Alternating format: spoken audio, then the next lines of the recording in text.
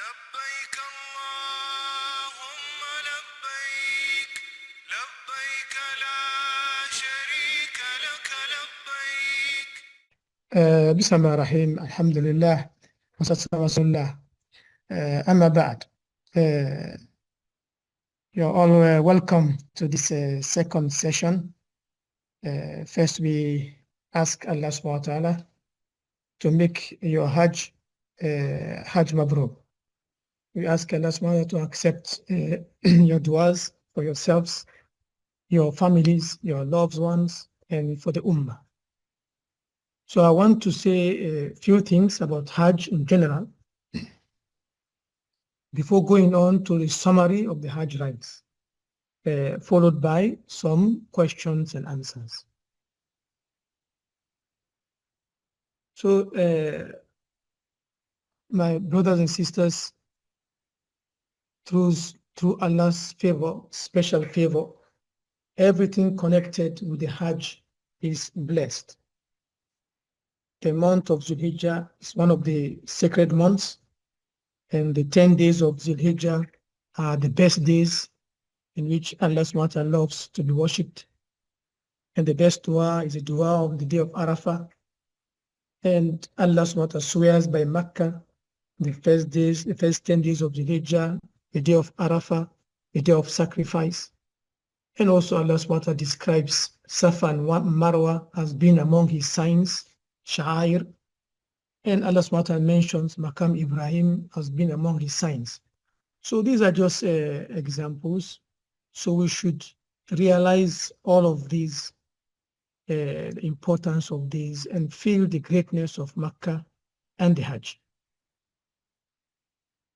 Our goals, brothers and sisters, should be fixed and clear to avoid arguments, al-jidal fil Hajj, to avoid arguments, and to do the Hajj according to the Sunnah, and to make the Hajj free of bid'ah and mistakes, and getting our du'as accepted, and achieving Hajj Mabrur. This should be our clear goals. And to achieve these goals, we do the following. We keep thanking Allah for his immense favor. The more you thank, the more Allah gives you. And we keep on praying for Allah to help us achieve these goals. And we be patient with difficulties we face and with people, any inconvenience, because we have a higher goal. And we be busy on the remembrance of Allah. So these are some things we do to achieve our goals, because we have high goals to achieve. Once our attention shifts away from the goal, then we busy on petty things, and that will not help us much. So these are just some general points to help us in this important task ahead.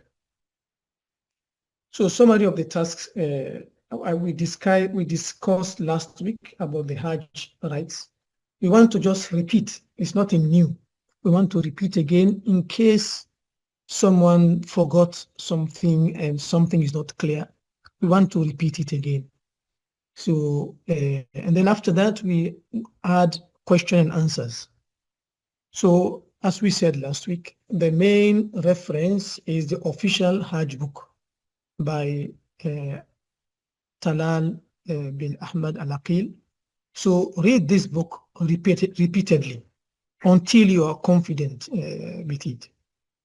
So the same is our reference. And then the Hajj overview, as we said last week, we have the Miqat, which can be from anywhere of the appointed Miqat points. And then from there, coming to Makkah. And then in Makkah, there are some actions. We'll talk about those actions. And then from Makkah, on the 8th day, Tarwiyah, to go to Mina. And to Mina, to stay there for the night. And then you just go straight to Arafah. And Arafah is the main day, is the day of the Hajj. And then after Arafah, to come to Muzdalifah and spend the night. then go to Mina to do the Jamarat, and then from there back to Mecca to do our Tawaf Ifada. Then when we finish, we come back to Mina. So these are the rights. These are the main rights. We'll just go into some details. First, to distinguish between Rukun, Wajib, and Sunnah. We mentioned this last week, so that we will avoid the serious ones. The Rukun is a prerequisite, is a pillar. You leave it, the Hajj is nullified. So you cannot deputize someone for Rukun.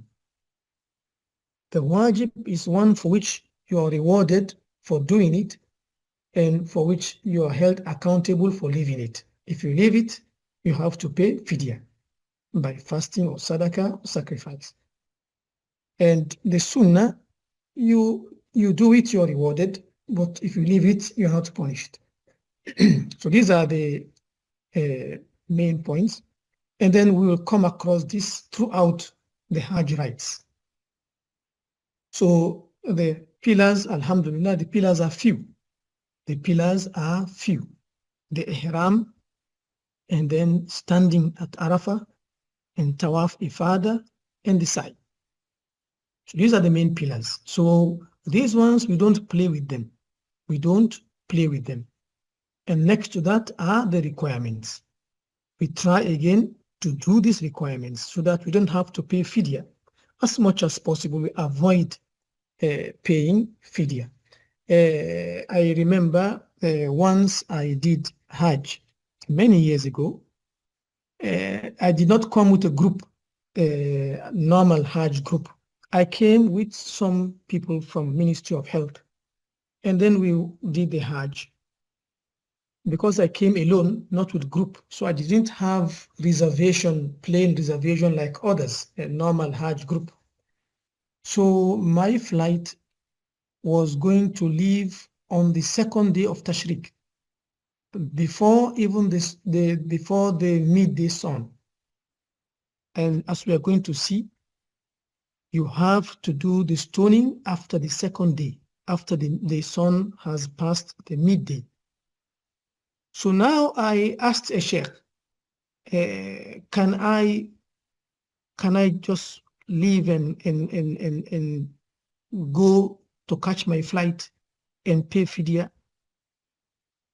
The sheikh told me you can pay fidya because I'm leaving a requirement. And then he looked at me. He said, complete your Hajj. I can't forget that. Just looked at me and said, complete your Hajj. And once he told me that, my heart was comfortable. I just forgot about the flight, and I completed my Hajj. I did my rami, my stoning after the sun has passed the mid. Then I rushed to the airport, and then I missed that flight, but by Allah's help, they arranged for me another flight, and I was able to be one of the first Hajjis to arrive at where I was staying. So this is just an example on how we try to complete our Hajj and avoid. We cannot say, okay, I can afford it, so I can violate it and pay. No, we try our best to avoid violating these requirements of Hajj. So the requirements of Hajj are wearing the Ihram, staying in Arafah till sunset, and not leaving before, staying in Muzdalifah, and staying in Mina on the nights of preceding Tashriq, stoning the pillars, rami, shaving or cutting the hair, and the farewell tawaf. So these are the requirements. So we try, this is what we went there for. We try to make sure we do this and don't have to pay sacrifice. If something is beyond our control, that's why fidya is there. It is beyond our control. But if it's not beyond our control, we try to do it and avoid violating it. So the three types of Hajj, again, many people ask these questions over and over again. It's up to you to select which one you want. Each one has its own circumstance. Some people cannot come for Umrah, so for them, they want Umrah and Hajj. Some come for Umrah a lot, for their situation is different. So for Tamattu, the pilgrim assumes Ihram for Umrah, then he or she completes the Umrah and comes out of the Ihram. No more Ihram, he will go wear his clothes, put on perfume, and go up and down. And then when the time for Hajj comes, he put on his Ihram from Mecca and then goes to Mina. Okay. For Ifrad, he is only coming for Hajj. He's wearing Ihram only for Hajj. And then for Qiran, he is doing Ihram for Hajj and Umrah together, not separating them. He's doing for Hajj and Umrah together, not separating them. So he wears one Ihram with which he does his Umrah and stays in the same Ihram to do the Hajj. So these are the three types of Hajj, depending on your circumstances. So these are some of the more explanation on the three types of Hajj, as we said, but we'll come to these again just now.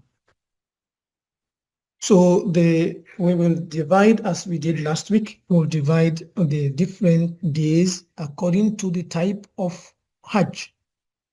So at arrival in Mecca, arrival at the Miqat, you have the Miqat. For the Mutamatti, who is doing Tamattu, he will say, Labbaik Allahumma Umrah. He will make his Umrah, his intention for Umrah. When he arrives at Haram, he will make Tawaf for Umrah. Then he will make Sa'i for Umrah, like any other Umrah. Then he will cut his hair short. Then he is free from Ihram. So he is finished till the day of Hajj, the 8th of Zulhijjah. The one who is doing Ifrad, Hajj and Umrah combined, he will, at the Miqat, he will say, Labbaik Allahumma, this is Mufrid, only Hajj. Mufrid, doing only Hajj. When it comes to the Miqat, Labbaik Allahumma Hajjan. He's only coming for Hajj. And then, for him, the Tawaf al-Qudum is Sunnah. He can do Sa'i of the Hajj at the same time or later. And he is still in his Ihram. He doesn't cut his hair. Or she doesn't cut her hair. Then the Qarin, he is combining Hajj and Umrah together. He said, Labbaik Allahumma Hajja wa Umrata. He will do Tawaf of Umrah and Sa'i of Umrah. He is in his Ihram.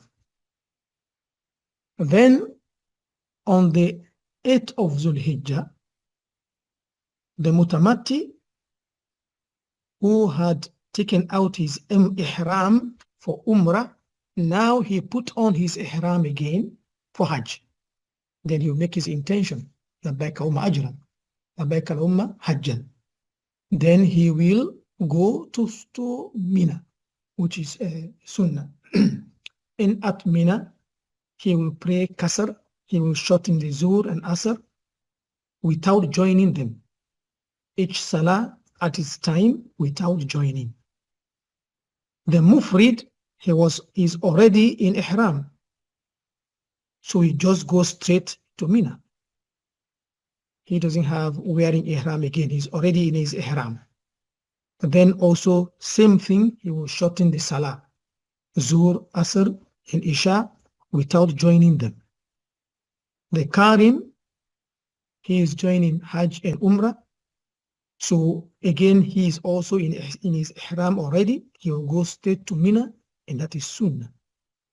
Then he will shorten Salah without joining. That is the 8th of Dhul-Hijjah.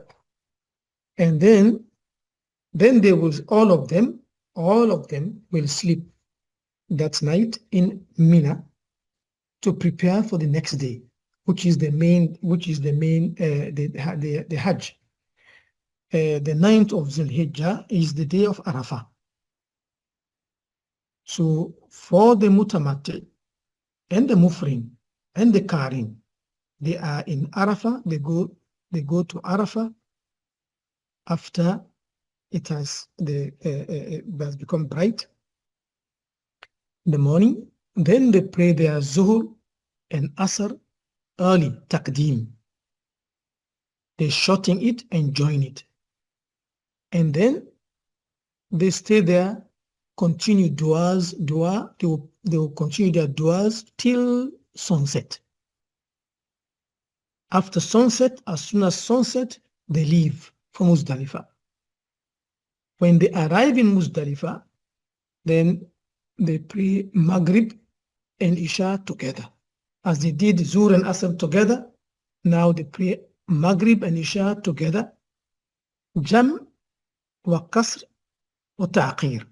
So you joining Maghrib and Isha. The Isha is shortened from 4 to 2 rakah, and then praying at the end, not at the beginning, at the end. And then after that, after praying Maghrib and Isha joined together, they sleep. And the sunnah is to sleep. It's not to spend the night talking and whatever. It's to, because you've spent the whole day. You were in Arafah, you prayed Zuhr and Asr, you made zikr and dua until sunset, and then you went to Maghrib, to Muzdalifah. You're a bit tired. So in Muzdalifah is to sleep. That's the sunnah. Sleep and get strength for Fajr. And then to pray Fajr at the earliest time. And then there's also dua to make till it becomes bright. And then after that, that's to be now the 10th of Zulhijjah.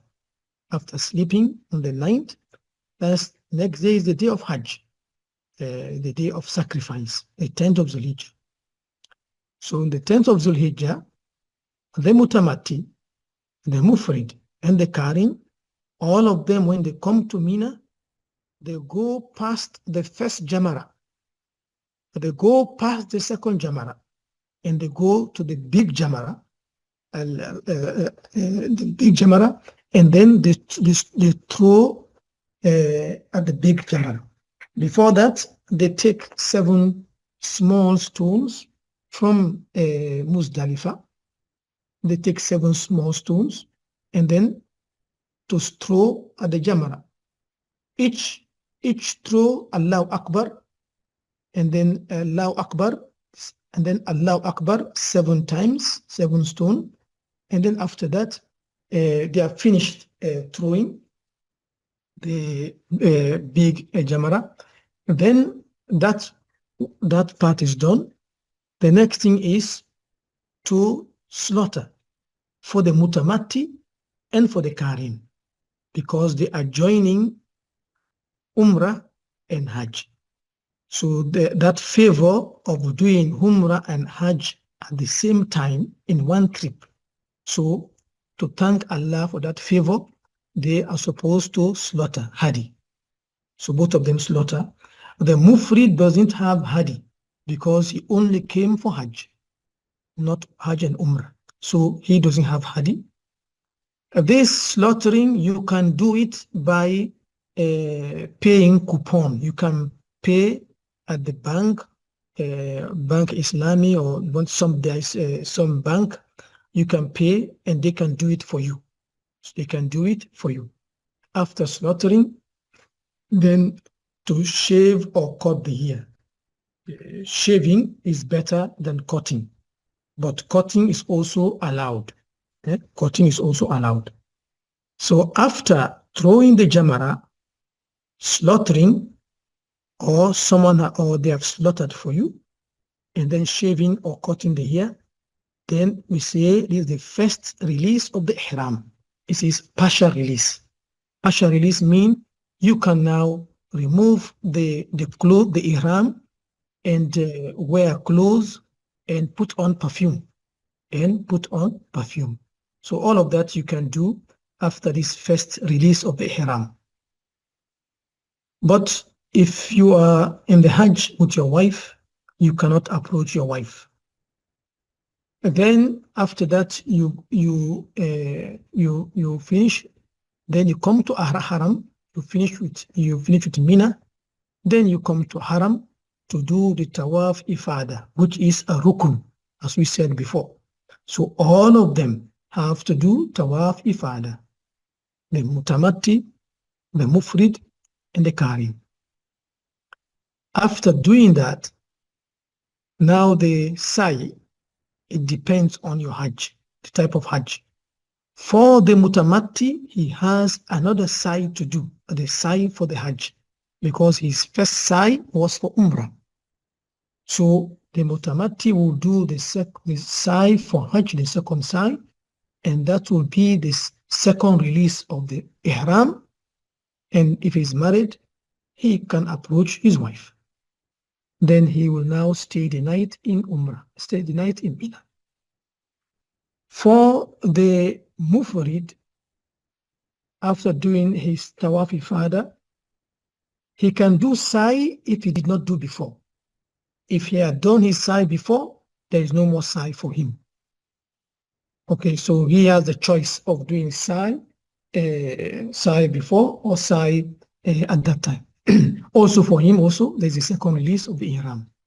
For the Karin, he is joining Hajj and Umrah together. Then also he has Sa'i for Hajj. He also has Sa'i for Hajj. And then he also has second release for the Ihram, and all of them stay the night in Mina. That is for the tent. So the 10th day, there is a lot of things on the tent. And again, by Allah's mercy, if things are difficult and you change the order, you do this one before this one, there is no problem. If you shave your hair before you slaughter and you mix up the sequence, this is the preferred way. But if you have difficulty, there is no penalty if the order is changed. And then after coming back, then you have now the Ayyam Tashriq. The Ayyam Tashriq, the 11th of Dhul-Hijjah. For all of them, same action. For the Mutamatti, the Mufrid, and the Karim, they wait until Zawal. After Zawal, then they go and throw at all the three Jamarat.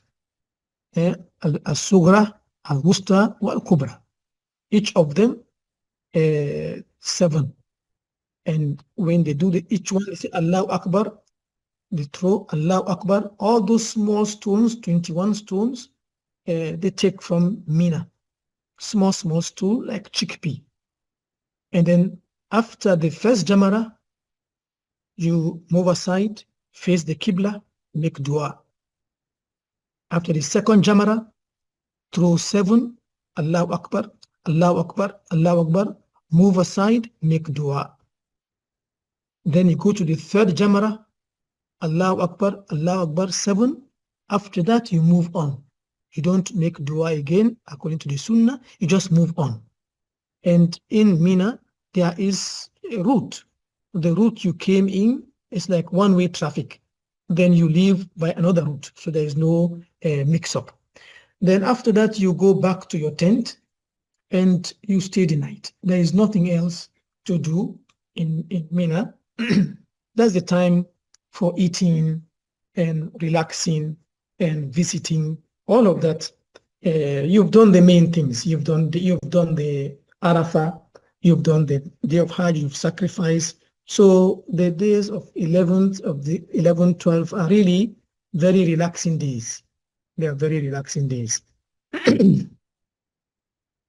And the same thing on the 12th of Dhul-Hijjah, the second day of Tashriq. Again, the Mutamati, the Mufrid, and the Kari, they wait till Zawal and throw the three Jamarat in the same way. There are two categories, the one who stays behind and the one who hastens. So the one who intends to stay on the 12th till the 13th, then he will stay the night in Mina. So we say this is the one who stays behind. Some people have circumstances, they are sick, or they have some circumstances and they have to leave.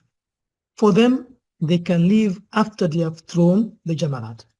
So they also throw the 3 Jamarat after Zawal and leave before sunset. They should leave before sunset. We say these are those who have hastened. And all of them are accepted. All of them are accepted because each one has his circumstances.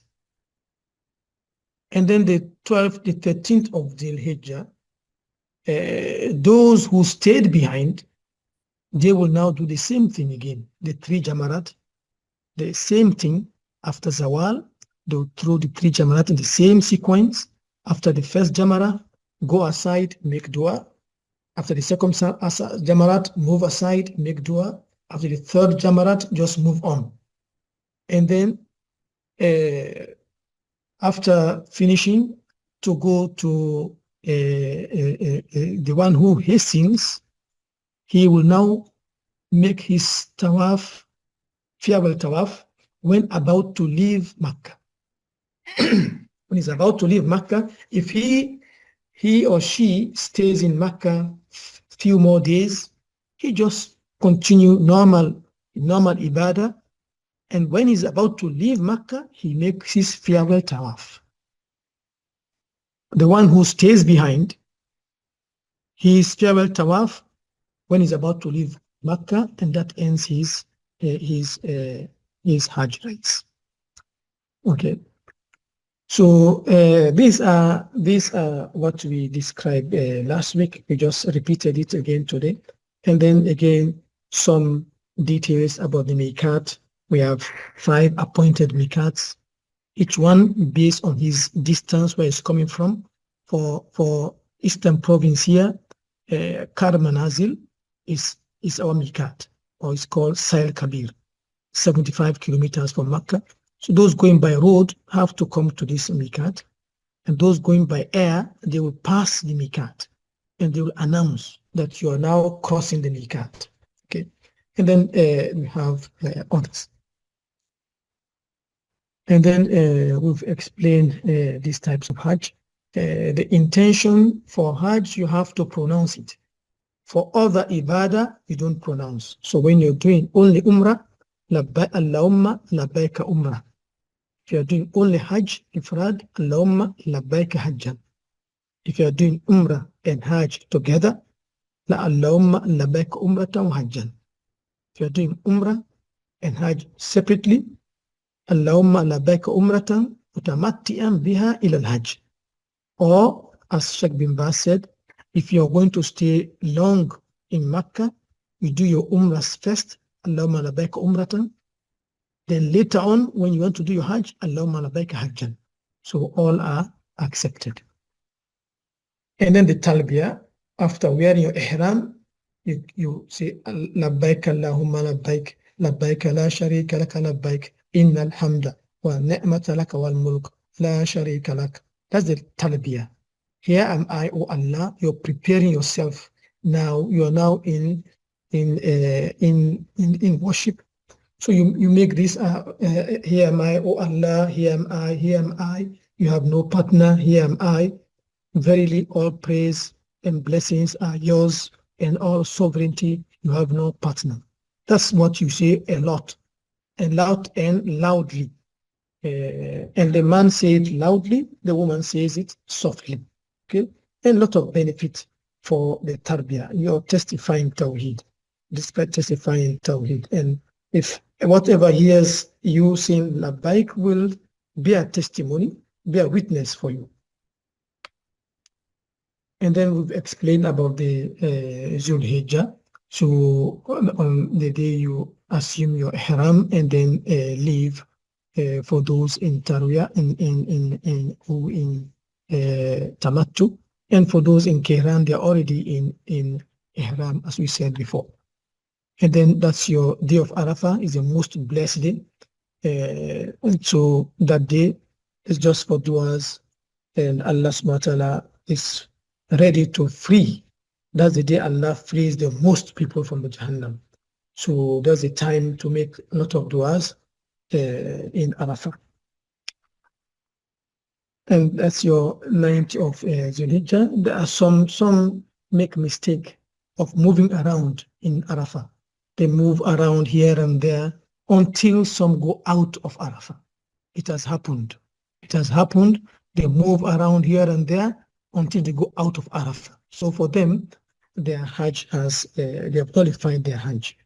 So best thing, if you're, because there are tents, when you're in your tent, just stay in your tent and pray Jama'ah, pray Salah with Jama'ah, and do your worship and not move around, until you make mistakes. And so same thing, they are warning about those who go outside Arafah or leave in Arafah before sunset, or pushing and crowd and over pushing people. Don't, because when you move around, it's so full, there are millions, you end up pushing this and pushing that. All of that will reduce your reward. To go to the Mount Arafah is not compulsory. It's not one of the rights. It's not, so even if you don't go to Mount Arafah, there is nothing affecting your Hajj. But if your tent is near Arafah, it's something else, you can go there. But otherwise, no need to move around, pushing people, trying to climb the Mount Arafah, and so on. So it's an extra. And then in Muzdalifah, as we said, Muzdalifah is the time to spend the night and pray Fajr. And after Fajr, to make du'as. There is what they call Mashhar al-Haram. It's a small hill in Muzdalifah. There you can stand there and make dua again till it becomes very bright. And then you move on. You pick on your 7 stones from there, small stone, and the rest you can pick up from Mina. And then on the 9th of Zulhijjah, you only do the Jamatul Aqaba, the large one, the Kubra, the one that is close to Makkah. You leave the first one, leave the second one, and go to the big one, and then you throw at the big one.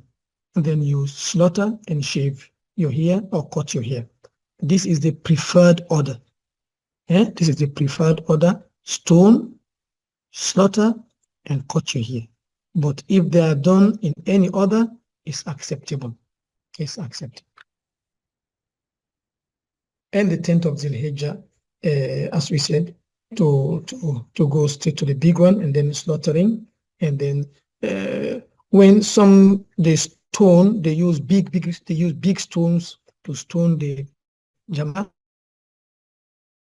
It's not the sunnah is to use small, okay, and you don't throw all the 7 one time. It's one table at a time and saying Allahu Akbar until you finish the 7.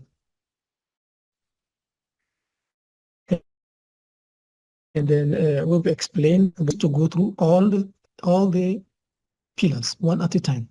Okay, you do the first one, make dua, then you do the second one, make dua, to the third one, and move on. And the Tawaf Ifada is a rukun, it's a pillar. So after the Eid morning, you have to go to do this Tawaf, which is a pillar of the Hajj. Once you've done the Tawaf Ifada, you are free. Your second Ihram, you are now free now. You've completed the rites. And then, as I said, Ayyam Tashriq is time to visit, to eat, talk. It's a time to relax. The time to relax. So if you have people to visit, keep the visit for these days, not during the days before that. So and that is it. And then after, when you finish in Makkah, before you leave, you do the farewell tawaf. Say, let no one of you leave until his last rite is at the house. So this last rite is a requirement of the Hajj. Make sure you do it before leaving. So no one is excused from this farewell tawaf except the menstruating woman and the postpartum. Those who are menstruating, they are exempted. They can leave. There is no penalty on them.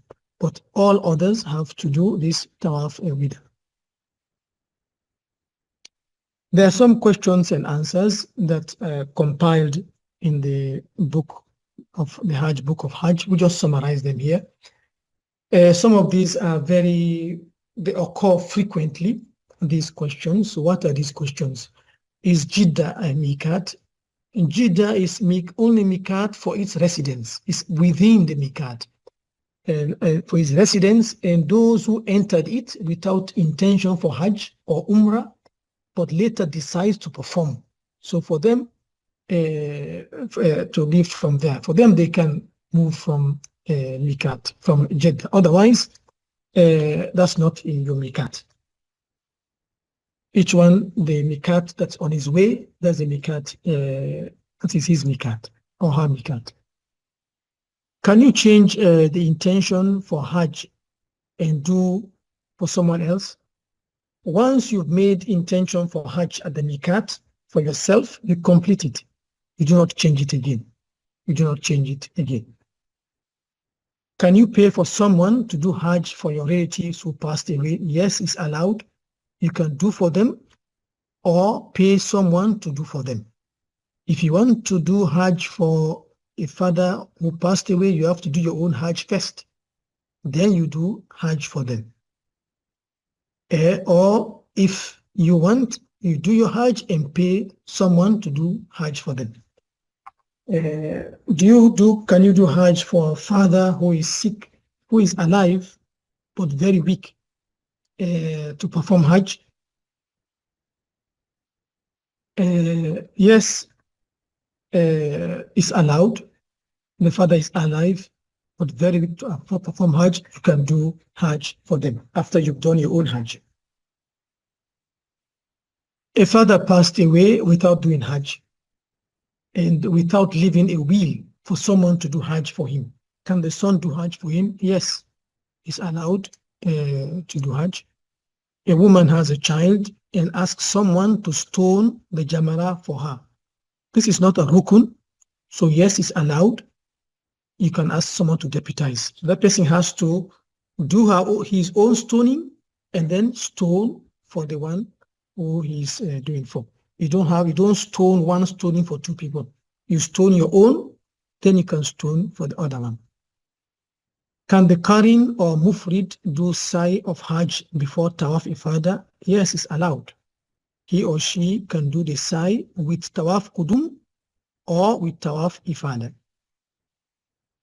After doing Umrah, you want to do another Umrah for your parent that passed away. Can you go to Tan'im to do Ihram from there? Yes. As it is outside the border of Haram, no need to go to your original miqat. You just go to the Tan'im and then you wear your Ihram and do your Umrah for him or her.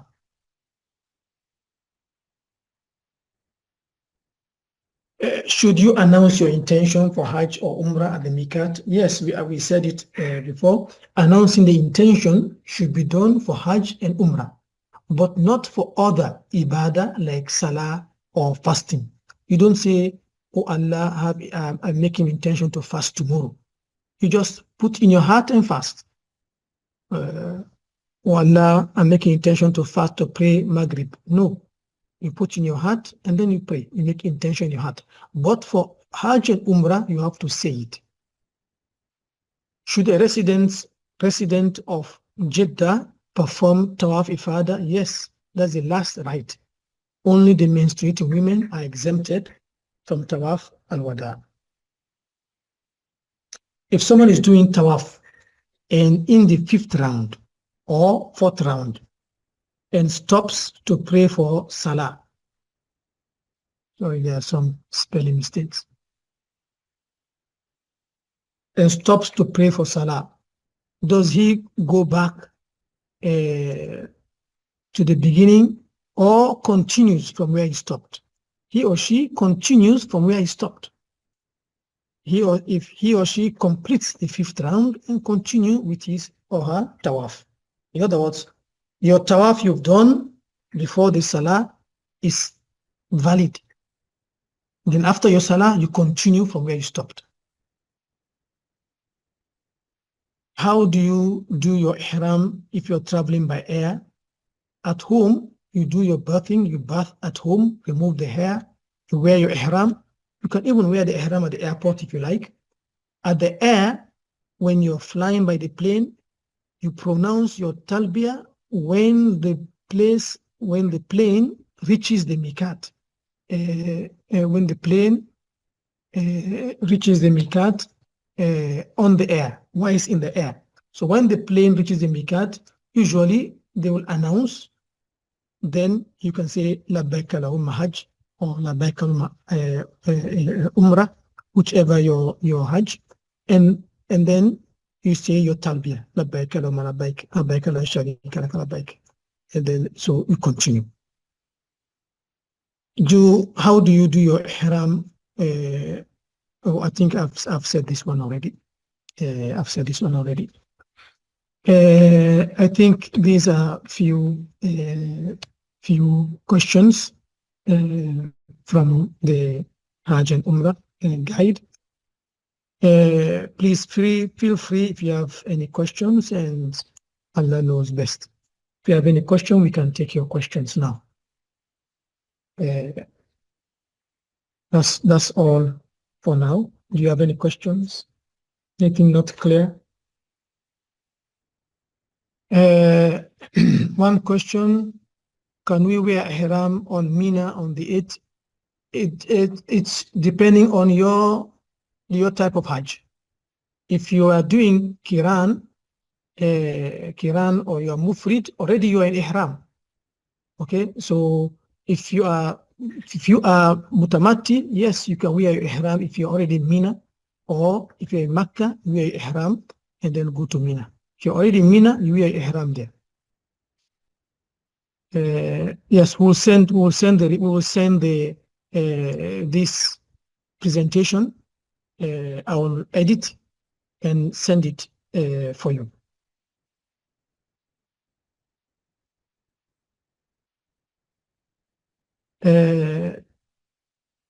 For Hajj Kiran, we will perform Tawaf Umrah and Sa'i Umrah. Do we need to make Tawaf Qudum after that? We said it before, the Tawaf Qudum is Sunnah for the Kiran. We said it here.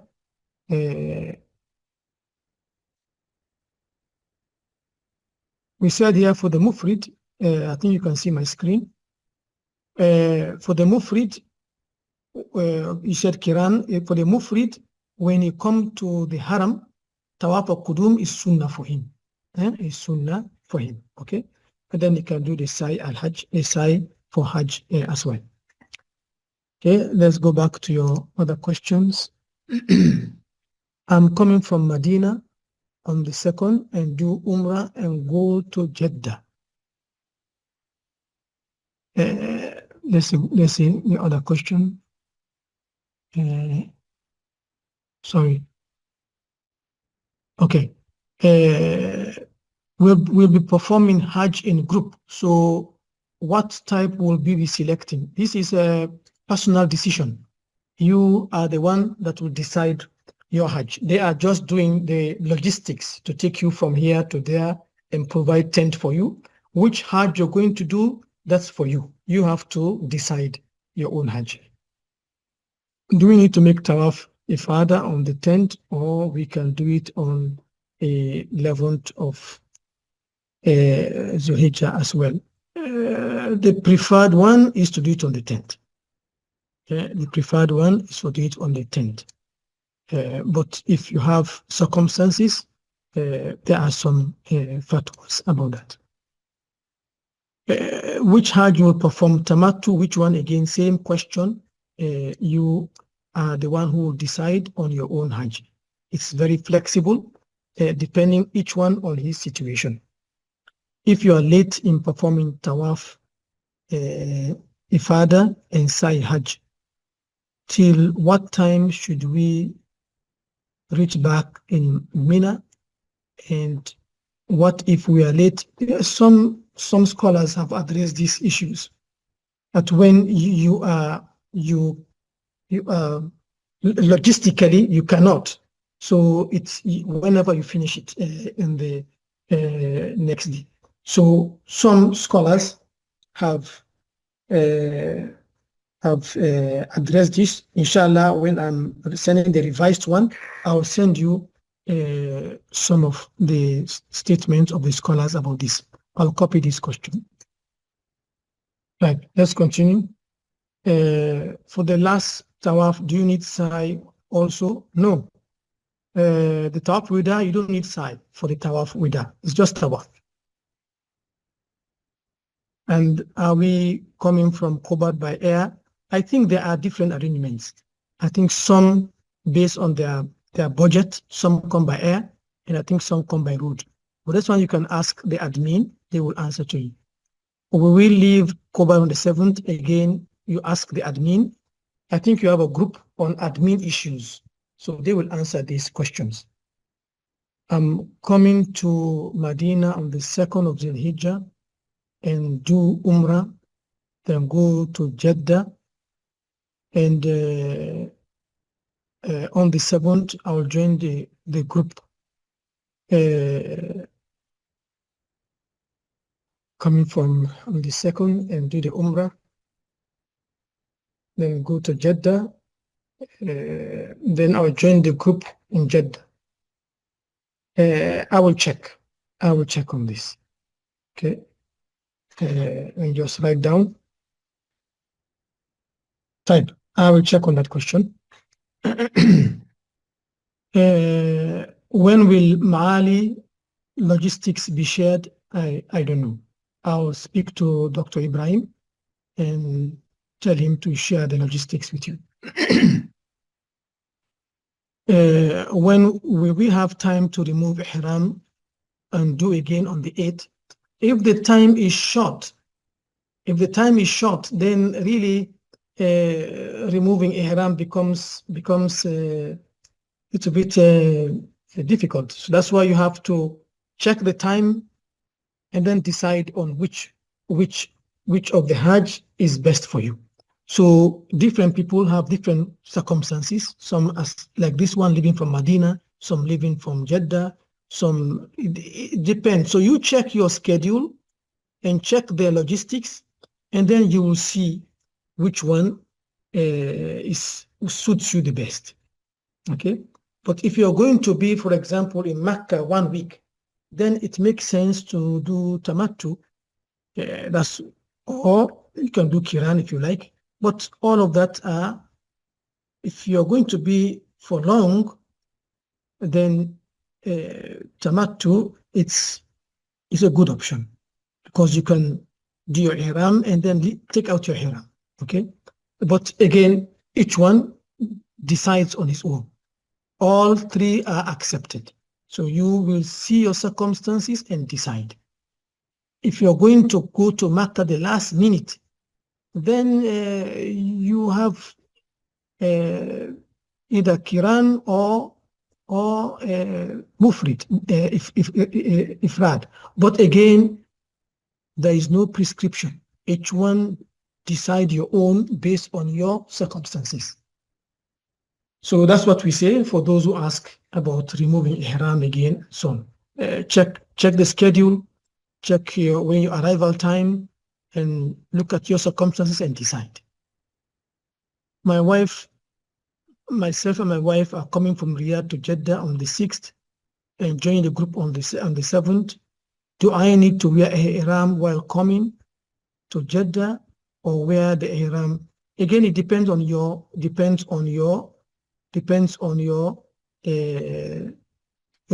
intention. Depends on your intention. So because now you're coming from Riyadh, your miqat is Kar Manazil. That's your miqat. So once you're going to, and you're coming with intention for Hajj, then once you're coming, then you have to wear your ihram at the miqat, and then you make your intention which one you're going to do. Okay, you cannot come from, you want to do Hajj, you cannot come from Riyadh to Jeddah in normal clothes, and then on the 7th you put on your ihram. You've passed the miqat. So put on your miqat, put on your ihram, and then come to Jeddah when already in ihram.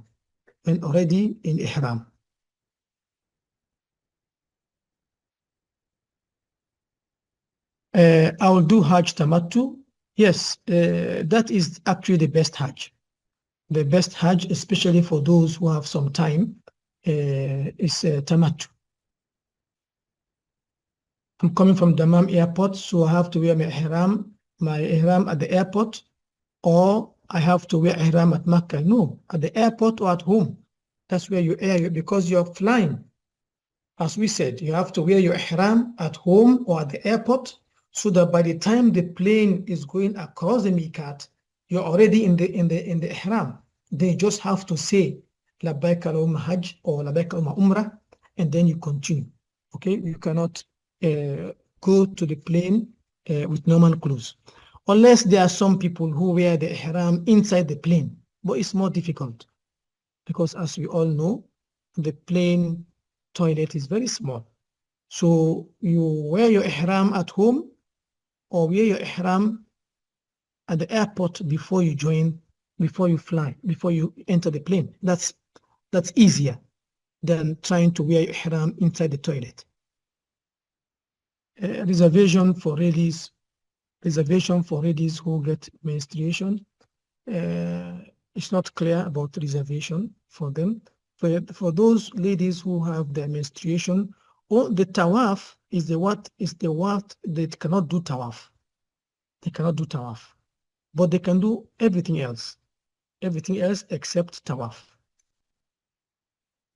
We are coming by air. Should we wear ihram at the airport? Yes, wear your ihram at the airport or at home. At home or at the airport. But your intention, you say it when the plane is flying over, has reached the miqat. I think these are the questions. If you have more questions, you can send a message. Thank you, Dr. Sulaiman, for your presentation and all comment you told us. Thank you. Inshallah, we will see you again in next session, inshallah, next week, inshallah. Thank you for all. Goodbye. Okay, thank you very much. Thank you. Welcome, Dr. Sulaiman. لبيك اللهم لبيك لبيك لا